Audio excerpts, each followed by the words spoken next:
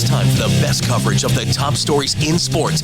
The Sports Wrap with Jason Page starts now. Indeed it does on this Friday, and great to have you with us. Thank you, Chad Erickson, for that amazing introduction. We got a lot to do over the next 60 minutes. Woo! Do we have a lot to do? We'll be joined by our friend Tino Pattigno, because if it's a Friday, it's a NASCAR Friday. Tino, of course, SiriusXM NASCAR Radio. Now you can actually see him on Tubi, giving his picks on the weekends, too. He's excited about that. Wants to make sure the world knows. He's on Tubi. So we'll get to that. Also, Robert Littal joins us in his weekly spot, founder of Black Sports Online. Talk about some of the top stories of the week with him, which will include a little bit of NBA talk, which is where we start the program, with Sam Yarnell, who is here, ladies and gentlemen. Oh, there he is. There it is. In all his splendor. So, Sam Yarnell, Jalen Brunson rescued the Knicks last night. Look, through 3/4 of that game, I put out a tweet.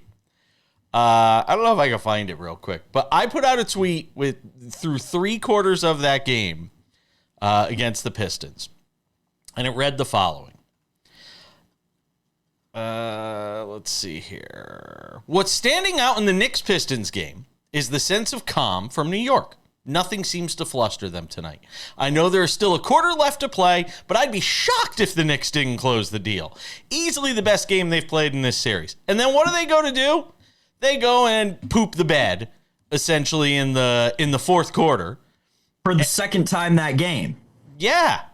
They go and poop the fourth quarter, and Jalen Brunson has to rescue them. If you have not seen it, what you probably have seen is the call from TNT, which is great unto itself. But if you have not heard the Mike Breen call on the MSG broadcast, here it is. Quick inbound to Brunson. Got to be careful with the ball. Thompson's got those long arms. Down to 12 seconds. Brunson holding. Knicks trying to wait till the end. Brunson puts up a three. Bang! Bang! Jalen Brunson hits the three. And that's why he's in the Hall of Fame, ladies and gentlemen. And Jalen Brunson might be there someday as a New York Knick. And look, I mean, this was his shining moment. This was his Allen Houston moment. This was his Patrick Ewing turnaround three in the corner against the Celtics before you were even born moment. I mean, this was just wow from Jalen Brunson, carrying the Knicks across the finish line after Karl-Anthony Towns fouls out late in this game. It really didn't give the Knicks a lot offensively in that game, but the Knicks find a way and they're on to the next round, Sam. Jalen Brunson is like the anti-Nick.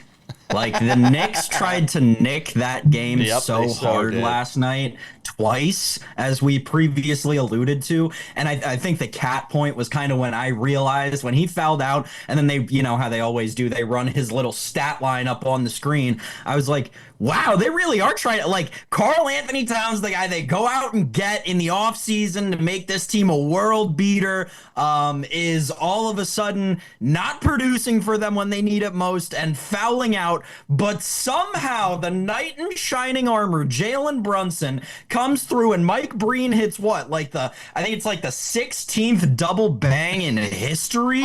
It's a very low number where Mike Breen pulls out the double bang. That's how you know it's a very big deal when he hit that shot. But yeah, man, I was kind of, as much as I don't love New York sports, of course, it was kind of elating to see Jalen Brunson almost exercise the New York basketball demons live on Detroit's floor. That game was 112-108. Can we go back to that clip here? That game was 112-108, and the Knicks are down with about 1:40 left.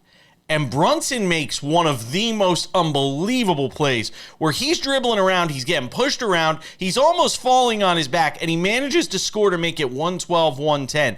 That might have been as important as the game winner, because if he doesn't make that shot, they're down 4, Pistons with the ball, probably running it down to a minute, and the game could essentially be over at that point.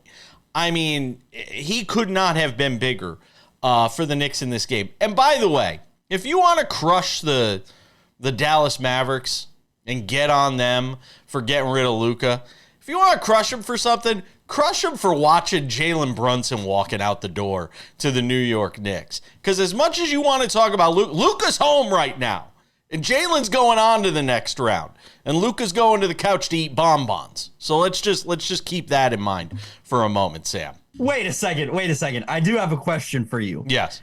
As a Knicks fan, do you think we've seen the last Knicks win of the season? No, I think they'll get at least one against Boston. I don't know if they'll get more than one. As a matter of fact, I was planning to do a thing. Will the Knicks win more games in their series than the Magic did against the Celtics? Now, here's the one thing to keep in mind. This will be the first time that they've played the Celtics with their entire team intact. Every game this year, they've been missing somebody. So, and here's the other thing. If they can keep those games close, you've got Captain Crunch, Captain Clutch, in Jalen Brunson, who's sitting there waiting to make a big shot. I think they get 2 games, and if they do, that's probably enough to save Tom Thibodeau's job. That's my take on it. I'm gonna just say this. Going back to the beginning of last year's NBA playoffs to date, the Boston Celtics are 20-4 in postseason games. In the last 2 years, they've lost a combined amount of games to knock them out of one series. I get it. Listen, I don't think any team's taking them to 6, man. I think the Knicks will be lucky to take them to 5. We'll see. And I thought the Magic were Jason, the Magic got bailed out with the Tatum injury. That's the only reason they got taken to 5. That series will start on Monday. Real quick, we will get a Game 7 with the Clippers holding off the Nuggets in Game 6 in Los Angeles. We'll get one of the best things you get in all of sports, a winner-take-all Game 7 between those two teams. And James Harden showed up last night, at least in the first half. He had, I think, 21 in the first half. He only finished with 28, but he had 21 in that game. And I'll tell you this, Sam, we only got a second here, but Zubac's defense on Jokic last night, moving his feet, disrupting what Jokic wanted to do, it almost felt like he knew in advance what Jokic was going to do before he did it when he got down there in the paint. And that's what you have to watch. What does Jokic do to sort of respond to this in Game 7? I heard Shaq say it on the post game last night. That game's got to be all about Jokic if the Nuggets are to advance. Give me the Nuggets in 7, man. Zubac, they just lost at home last year. Let's go to the zoo. Hey, man. Nuggets in 7. Nuggets lost Game 7 last year to the T-Wolves. Just saying. It's not like it can't be done. We're coming back. We got some hockey to get to. Another Los Angeles team is going home.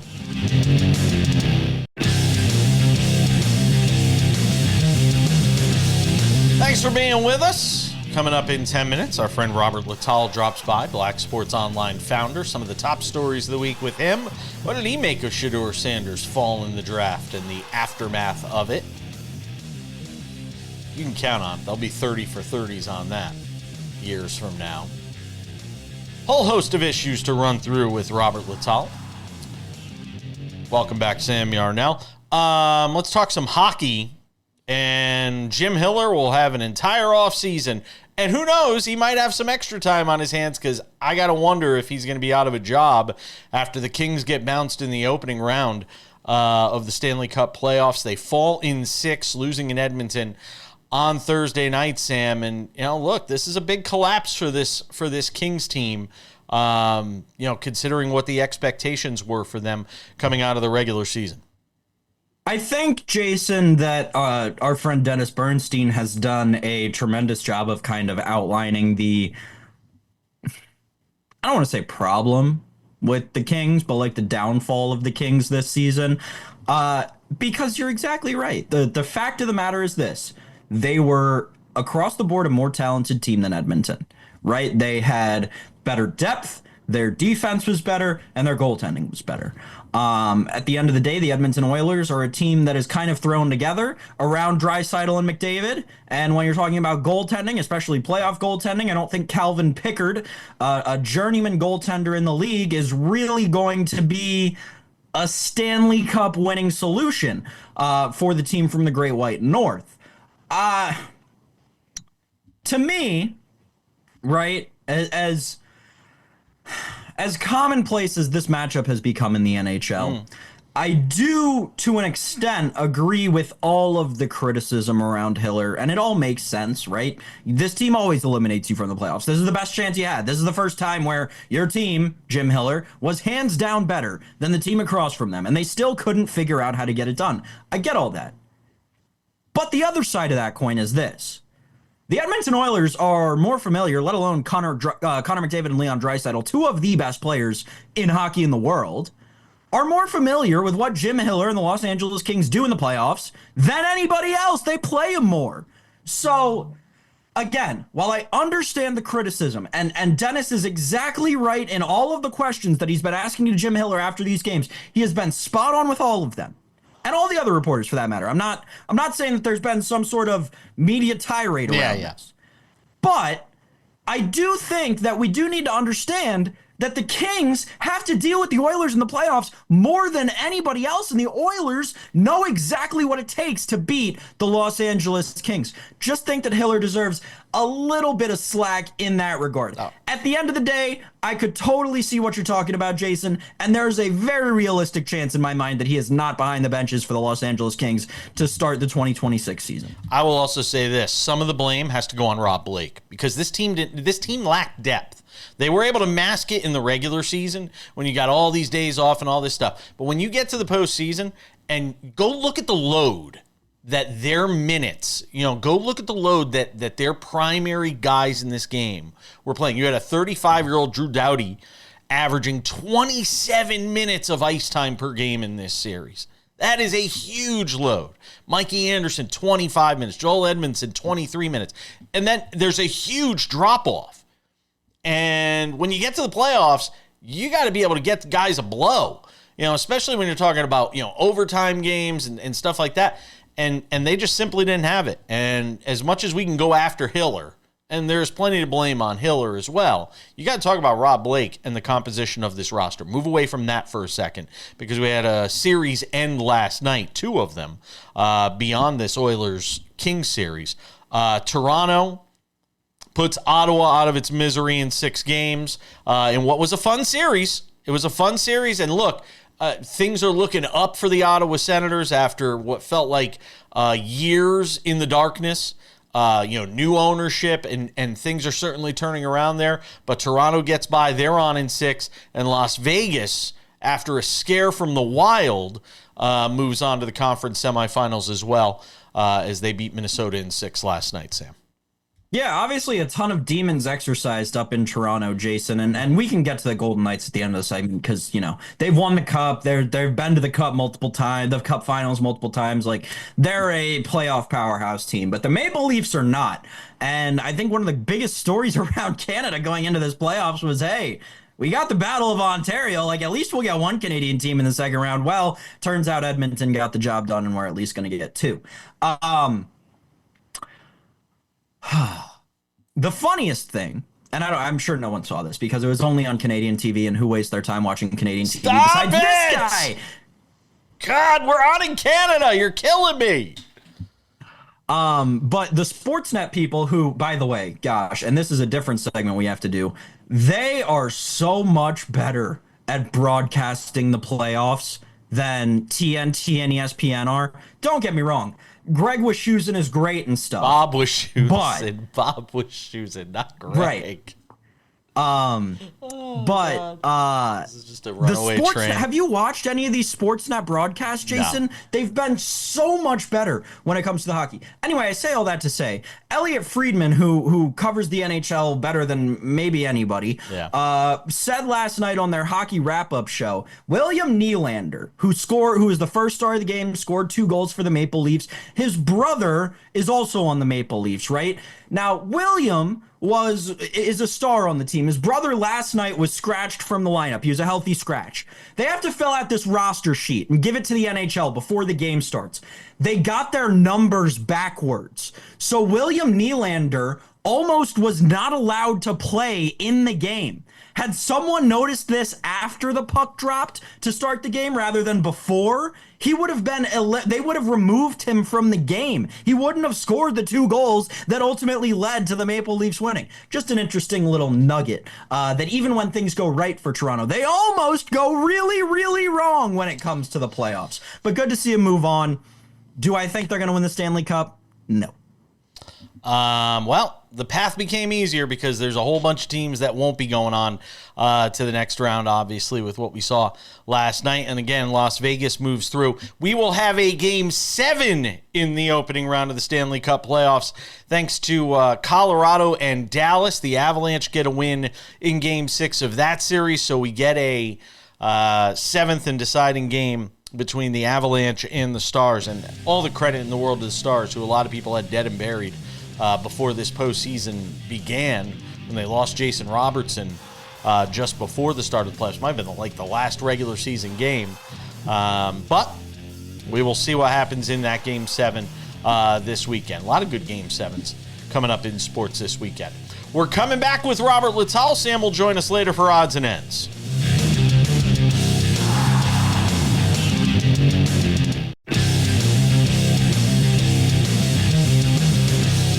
Welcome back to this Friday edition of the program. It is Friday, and that can only mean one thing.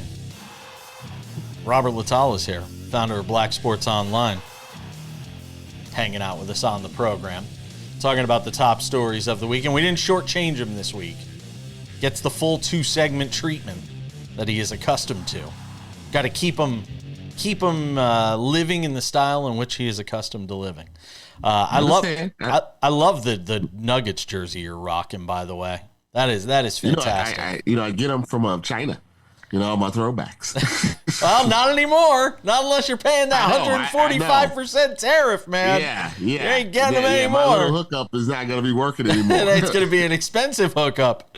So let me get your thoughts. By the way, you think I didn't plan on talking about them with you. Game 7 this weekend. Clippers or Nuggets? Who you got? And not because your wife's a Nuggets fan.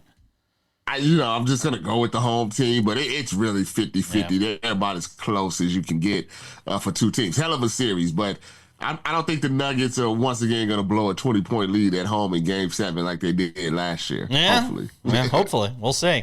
Jokic, I tell you what, Zubats did a hell of a job on Jokic last night.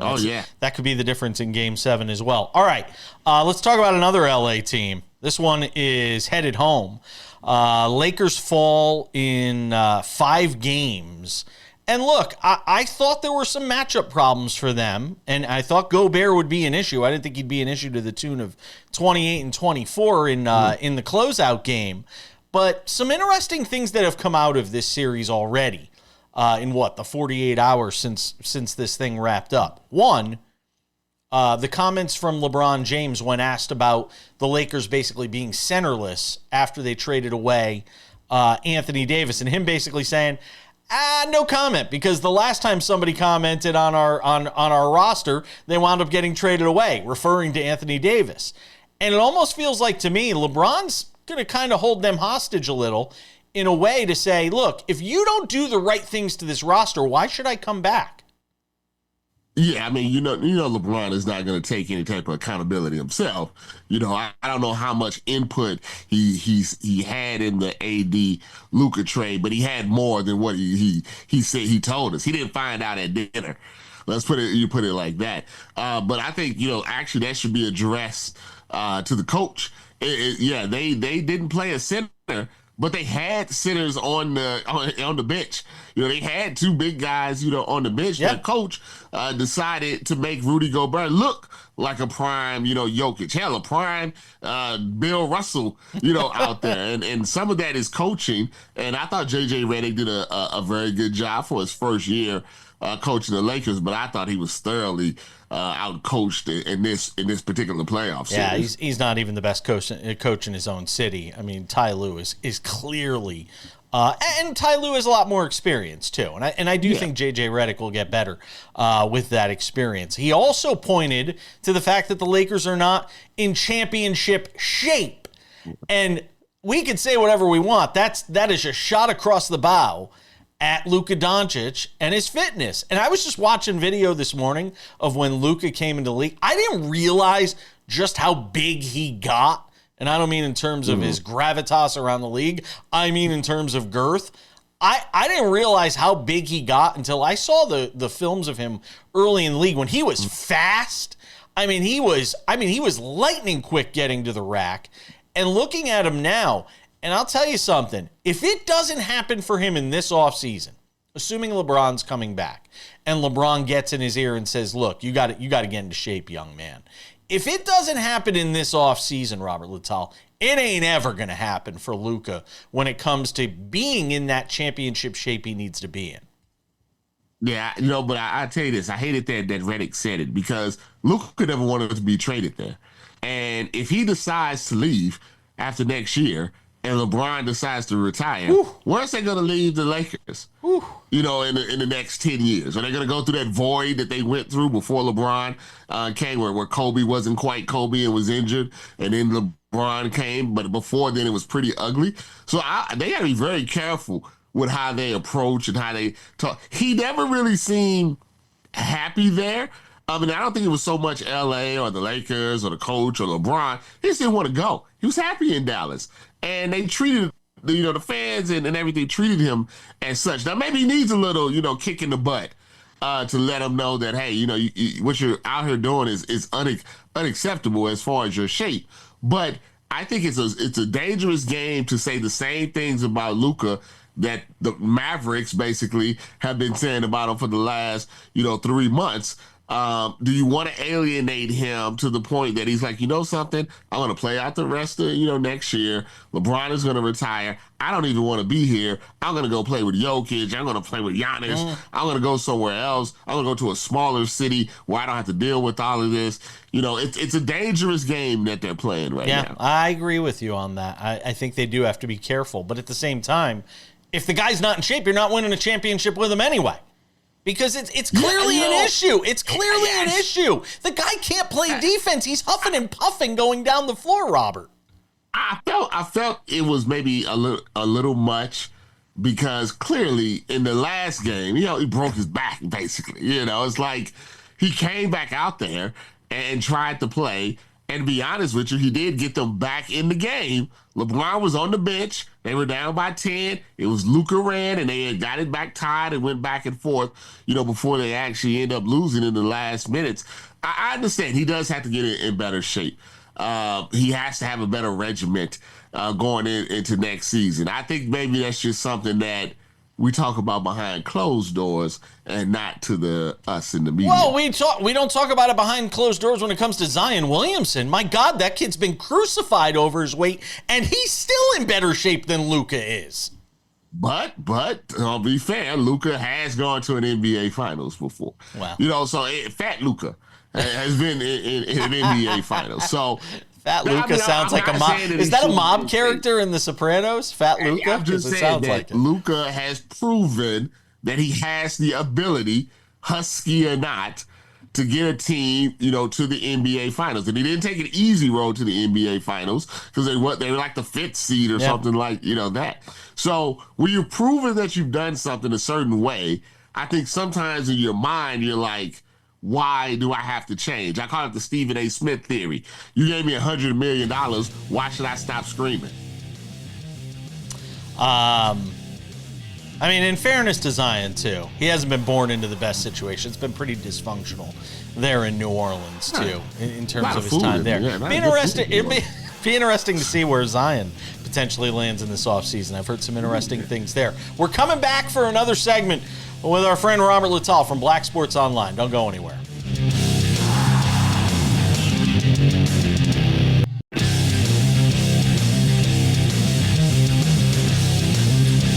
All right, coming up in 10 minutes, Tino Pattigno is here, SiriusXM NASCAR radio personality, and our NASCAR betting insider. Preview the Wurth 400 in Fort Worth this weekend. But we continue the conversation with Robert Littal, founder of Black Sports Online, hangs out with us every Friday on the show. All right, Shedeur Sanders, I haven't talked to you since the draft. I didn't even text with you about it, which normally I would do. So I want to get your thoughts on the way this whole thing played out, both in terms of him being drafted in the 5th round and the way it was all handled by teams, the media, the prank call heard around the world. Go. Yeah, I think I was on with my evaluation. Yep. I thought he was falling late first, early second. What I was wrong about was how teams did not want a potential young backup quarterback that was 10 times more popular than their starting quarterback, and what type of locker room dynamic that would take place because of that. I have no idea what the Cleveland Browns are doing. With that being said, you draft Dillon Gabriel in the 3rd round, obviously as a young guy that you think is going to compete, maybe be a backup for your veterans that you have Kenny Pickett and Wacko Flacco. But then you draft Shedeur in the 5th round with the pick, and clearly now number 1 jersey on Fanatics, all the Instagram posts are about him. I think I saw 1 on Gabriel and 35 on Shedeur. So I don't know how that's going to all work out. I hate the prank calls. I know people think that's not, it's just a prank call. If that was my son, especially my son who was falling in the draft, and someone did that, I would be ready to take a belt to that kid. And he's not a kid, actually. He's 21 years old. I thought there should have been a harsher punishment. Well, I mean, the league, I think, did all it could in terms of the $100,000 fine to Jeff Ulbrich and the fine to the organization as well. I think of $250,000. But I agree with you. The whole thing was ugly all the way around. And now Shedeur Sanders will get a chance to prove himself as a quarterback in the National Football League in a very bizarre situation. I said that thing is made for a reality show. That Browns quarterback room could be its own reality show, and I think a lot of people would watch. Come on now, Hard Knocks. You know what you got to do. Absolutely. Bill Belichick appearing on CBS News Sunday Morning, which is one of my favorite shows, by the way. Great long-form journalism on that show. I don't know if they thought it would turn as ugly as it has in the Belichick camp, with him and Jordan Hudson, and Hudson off camera saying we're not going to talk about how we met. What have you made of sort of the camp of people that are like, oh my God, blink twice, Bill, if you need help? That there's this idea of her taking advantage of him. I know you've tweeted about this or posted about this on X. The fact that her ex was like 68 years old. What do you make of all of this, Robert? I think what makes it such an interesting is Bill Belichick. Just the last guy that you would think would be with a 24-year-old woman and met her when she was 21, that he would cede control to anybody. It's mind-boggling. I think that's what's really confusing to people, that you would let Bill Belichick, 8 rings, Bill Belichick would let a woman potentially have control over 18 trademarks about his name, potentially, allegedly giving her money to buy, real estate. What does his kids think about all of this? It's some speculation, like I said, on where they met. I think the whole thing is just odd. And that's why people want to know, hey, this is everybody that knows Bill Belichick, at least in the media or the people that talk about it, says this is nothing like him. And they don't understand why, which I think is what is causing the concern. But it doesn't seem like he's infirm or not of clear mind. Like, I watched his hits on McAfee's show this year, and I still get the sense he's sharp. Like, is he just blinded by love, blinded by the fact that he's got this 24? I mean, look, there's no way to get around it. Women like him don't usually wind up with guys like Bill that look like Bill Belichick. I'm sorry. I know that's harsh, but it's true. I just don't know how to make sense of it. And now it's starting to leak into his job when you've got the university through him putting out a statement about the fact that, no, she's not taking advantage of me. She's not calling the shots. I just think the whole thing is bizarre. I had a woman the other night tell me that this is what older gentlemen do. They make all of this money to have these young women, around. And this young woman just happened to be a little bit more business minded than some of the others. Yeah, it's clearly much more business minded. All right, Kentucky Derby this weekend. Robert Littal, you're going to get your mint julep. You're going to put on your finest outfit, and pick me a winner for the Kentucky Derby. Who you got?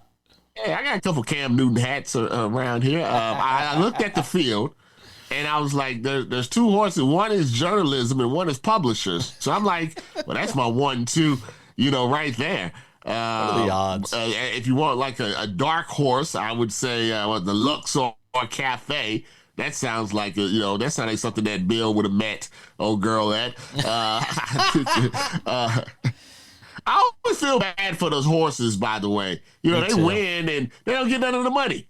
Yeah, they get some hay. No, but I tell you, but the thing is, if you're the horse that wins, you go out to stud. I mean, that's not a bad life if you get put out to stud. You would love to be put out to. You would love to be put out to stud, Robert Littal. Who you kidding? Nah, man, I would last, a day. I'm old.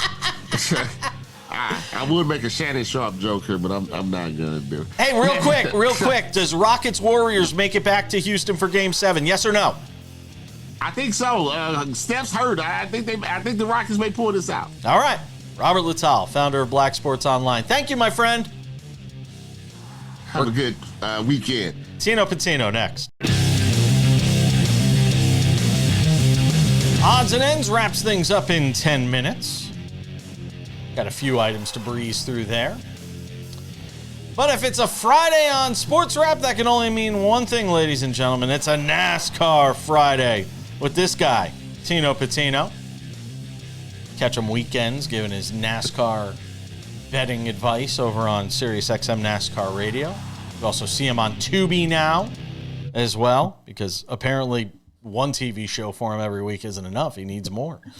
All right, so I got to get into it with you. Before we get into the Wurth 400 in Fort Worth, Texas, of all places, shocking, I want to get your thoughts on what transpired last weekend. I know we normally do mostly a preview here, but there's been some fallout from what took place between Austin Cindric, who won last week at Talladega, and Joey Logano, his teammate, who spoke ill of him because of something that took place during the race where Logano didn't wind up winning one of the stages. Bubba Wallace wound up winning the stage instead. And and Logano was caught over the radio basically cursing out his teammate. Chipper Jones somehow got involved in this and chimed in saying Logano was being a bad teammate, that he's being selfish. Logano fired back at Chipper Jones, and we got the Real Housewives of Atlanta taking place. Yeah, that's one of the most awesome things I've seen all week. I'm really glad Chipper Jones was tuned in that much to not only, see the broadcast, but also hear Joey's take there on Austin Cindric. And that's NASCAR racing for you. That it really is. It's the heat of the moment. You're driving 200 miles per hour in a car that's super hot and tensions are already high. For Joey Logano's standpoint, to give a little context there, Austin Cindric did choose to work with Bubba Wallace over his own teammate and essentially pushed him to the stage win, overtaking team orders with Joey Logano. F1, we see the same stuff sort of happening there where the drivers get really pissed off if that's the case and the drivers don't work as teammates. NASCAR's a little bit different where you don't get penalized by your team or anything like that, but the opposing driver, in terms of the same guy that he's supposed to be working with on his team, is going to be pretty mad. And I wouldn't say anything that Joey said was out of line. It was definitely egregious and aggressive, but that's the heat of the moment for you. And I just thought it was awesome that it became something. I don't think it would have became anything if Chipper Jones hadn't chipped in there. Why not say it? Why not just say it after the race in private, though? You're saying it into a radio. You know it's going to become a story if you do that and you're Joey Logano. No, I don't think he knew. I don't think it becomes a story if Chipper Jones doesn't really mention it at all, because drivers are saying this stuff every week. Ryan Blaney's radio is crazy. Maybe that's just him cursing out himself or his team. Kyle Busch in past years has been absolutely insane. That's what makes him Rowdy Busch. So I don't think anything Joey Logano did was out of the norm for NASCAR standards over the radio. Priest and Logano lose points. They get penalized, disqualified for because of post-race inspection. How costly is that? Probably not as much for Logano, considering he's already won a race this year too.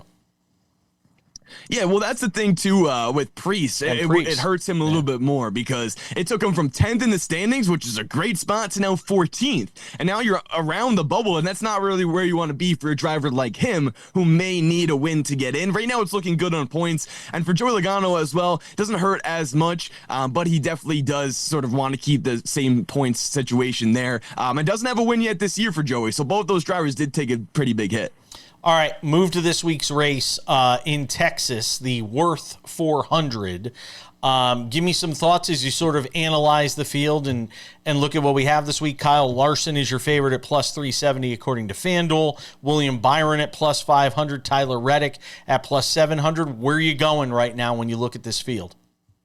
For sure. So Texas, 1.5 mile track, intermediate, and I mentioned that first because that's important. We're getting back to these racetracks that are very similar, but also very what the drivers try to drive the best on in terms of how they can separate themselves from the field, right? Talladega last week, we didn't see any adjustments drivers made from the off, week that there was had for Easter. So William Byron has a 3.7 average finish at this racetrack in the next gen era.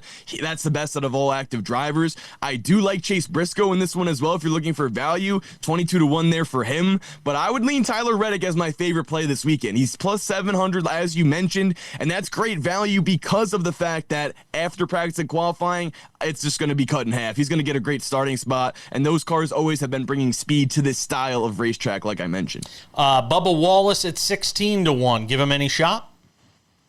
I would lean his teammate Tyler Reddick over Bubba for this weekend, but maybe a top 10 effort. He has been strong at this track in the past. Almost won here a couple years ago when William Byron did get it done over him. But one driver we have talked about pretty similar to Bubba, when he's going to get a win, Kyle Busch. I was excited to push this narrative for Busch this weekend. He doesn't have the finishes in this next gen era that I can really point to and say, okay, the data shows he can get it done. But we're coming off of the off week. Last year, when we came off the off week at a track that it mattered, like Richmond it was last year, Austin Dillon dominated and almost won that race, or he did win that race, but he took out two drivers to do so.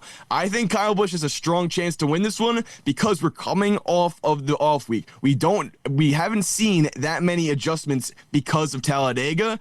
We weren't able to get a good scope of it. This is where the track will pay a dividend to that. The drivers will bring more speed if they did make adjustments. I think RCR is in a prime position to do so. And Bubba just continues to play, go back to Bubba Wallace. He continues to play the long game here.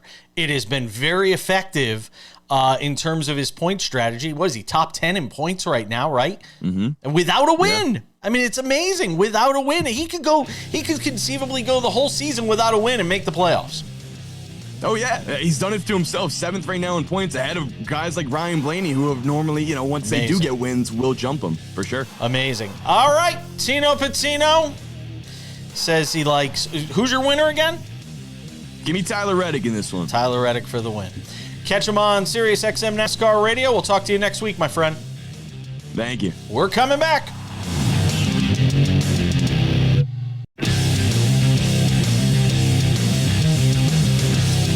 All right, just about time to say goodbye on this Friday edition of the show. Don't forget, SportsWrap Weekends, available on many of these same affiliates. If not, check your local listings for time and schedule. 30-minute version of this show, the best from the week, in case you didn't get to tune in during the week. SportsWrap with Jason Page, the podcast, available on all your favorite podcasting platforms. Make sure to go and subscribe. Spotify, Apple Podcasts, YouTube Podcasts, iHeartRadio, TuneIn, Odyssey, Amazon. Anywhere you get a podcast, you can listen to this show. So if you're driving to work, on the train, on the subway, whatever it may be, taking a jog around the park, you want to get caught up on everything going on every day, make sure to do that. It's available every afternoon. SportsWrap with Jason Page, the YouTube channel. You can watch the show every day on YouTube. It's free. It's commercial free, and it's everything you love about the TV show but on YouTube. We also have SportsWrap Shorts, which go up throughout the day. When there is breaking news, we don't just stop with this show. Sometimes some things happen after we've already put the show together and sent it out to the wonderful affiliates that air it. You can catch SportsWrap Shorts every day on YouTube as well. Without any further delay, ladies and gentlemen, time for some odds and ends. Odds and ends, Sam Yarnell. Mike Sullivan, because what is old is new again. Because when he got fired by the Penguins a few days ago, or there was a parting of ways, I said, well, it's the NHL. He'll be recycled and wind up somewhere else. And here he is, New York Ranger fans. Congratulations. You got a guy that won a Stanley Cup 7 or 8 years ago with the Pittsburgh Penguins. There you go. Yeah, so this doesn't make sense to me for a multitude of reasons. The first, obviously, being exactly what we talked about with Dennis Bernstein a few weeks ago at the beginning of the Stanley Cup playoffs, and that was the move that NHL franchises are making towards younger, more analytically minded coaches. I referenced this when we were talking about the Mike Sullivan firing, and I thought it's why Pittsburgh wanted to get rid of him. Well, I got news for you, Chris Drury. You did the opposite of what you should have done, and it's pretty clear and freaking obvious to me at this point that the whole Peter Laviolette experience didn't really teach you, well, if you carry the one, anything at all, clearly. So very confusing move to me. I mean, don't get me wrong, I get it, but it's confusing in that the NHL is making a move, and now the Rangers, who this season tried to fight to stay relevant and couldn't, are making a move against the grain and getting further away from getting another standard deviation away from the mean in the NHL. It doesn't make a lot of sense to me, but, wish them all the best. Yeah, and Peter Laviolette will probably wind up the Kings head coach when they fire Jim Hiller. That's a good point. And Jim Hiller will wind up the coach somewhere, and it's the game of musical chairs. Jim Hiller will go to the Penguins. There you go. There we go. There you go. Mike Trout. Stop me if you've heard this one before. Mike Trout to the DL, or the IL as they call it in baseball now, because you can't be disabled list, you have to be injured list. 10 days for Mike Trout. Doesn't sound like it's too serious. Bone bruise on the knee. But when it's Mike Trout and it's an IL stint, it could always be serious, Sam. Yeah, it doesn't sound like it's that serious until you watch what Ron Washington said yesterday. And while he said that they were just going to try to give him a little bit of rest and get him right again, if you looked at that guy's face, it was like oh man, here we go again kind of look. I mean, you cannot do anything at this point but feel bad for the guy. And I know people will come after me and say that my view on Mike Trout is slanted because I grew up watching him, and yeah, you're right. Like, the dude was so much fun in the early 2010s. If you watched Mike Trout in the early 2010s and don't feel the same way about the guy that I do, you were watching a different baseball game, or you just hate baseball or something. But yeah, Jason, you go through it now, and let's see here. The guy hasn't played 100 games in going on. This will be now the 4th year, assuming he doesn't play 100 games this year. He's played 100 games once in the last 7 seasons. It's a sad ending to a very good career for Mike Trout, it breaks my heart that this is how this season has gone. They've lost 6 in a row, 8 of 10, and their run differential is minus 47. Not that I'm a big run differential guy, because the Yankees' run differential is plus 52, and I think 2 of those, I think most of that is from like 2 games, one against the Brewers and one against the Orioles. So just want to put that out there. But it is rough and tough sledding right now for Ron Washington and that team. Odds and ends, last but not least, John Halliburton. Not going to be attending any more games for the Pacers. The father of Tyrese Halliburton, Sam Yarnell, John Halliburton, the team says they will keep him out of games for the foreseeable future. And you got to wonder if it has an impact on Tyrese. Yeah, one sec. Because I was just digging a little deeper into the Mike Trout stuff. This is insane. The guy finished top 5 in MVP voting, Jason Page, 9 years in a row. Times. Yeah. It's insane. That's unfair. To the Halliburton thing. Yeah. Good. That is exactly what you needed to do. I mean, was there any other option? No. Especially when your team's going on now to the second round of the NBA playoffs and a series where they don't have a great chance to win. Yeah. Tyrese Halliburton, but I wonder how it impacts Tyrese Halliburton. Just saying. I mean, you're used to having dad there. You look up and he's not there. I'm just saying, you're going to need all the arrows in your quiver that you could possibly have. Didn't think I'd have that one on my bingo card, arrows in the quiver. Oh, we're out of time. We got to go. We're out of time. Where's Tony Schiavone? Thank you to Robert Littal. Thank you to Tino Pattigno and his gold jacket. Thanks to you, Sam Yarnell. We'll see you on Sports Wrap Weekends or back here next Monday.